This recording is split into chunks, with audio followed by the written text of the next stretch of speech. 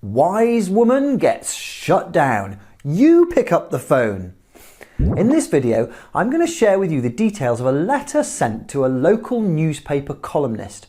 The correspondent, who simply named herself Wise Woman, had a thing or two to say about family, and in particular the senior population. She begins by reminiscing about life with children, which is all too soon gone.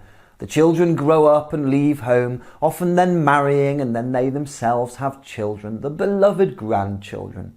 The wise woman goes on to say how wonderful this is. Each child and grandchild is special, and she adores being with them. She even talks of a time when the grandchildren have kids of their own. At this point, the letter turns to growing old, and how often as an elderly person one may need help with the garden, around the house, or maybe even just getting out and socialising. She is clear to remind us that just because someone is old, they haven't lost their feelings, and they're certainly not dead yet. She then states, but while it may not be intentional, it seems there is no time for the elderly. The letter reminds readers that often the elderly will say they are fine and don't mind being left alone.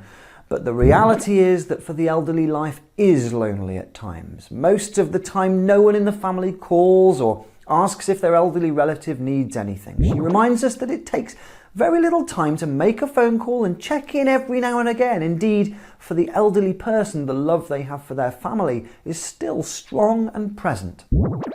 The letter concludes with a plea to children and grandchildren alike, stating that the most important thing one can give an elderly relative is their time.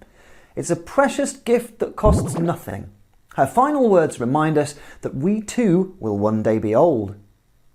The response from the columnist is interesting too. She says that she is printing the letter as a reminder to some to give time to their elderly relatives, but she also has this to say. She reminds the wise woman that just because her children and grandchildren don't call doesn't mean that she can't pick up the phone and call them herself. She too has a responsibility to check in on her family, to see how they're doing. Relationships shouldn't be a one-way street.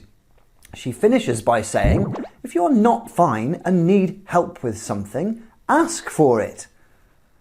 Share this with friends and family as a reminder that we're all responsible for checking up on our loved ones, and that a phone call or a text is so easy to do.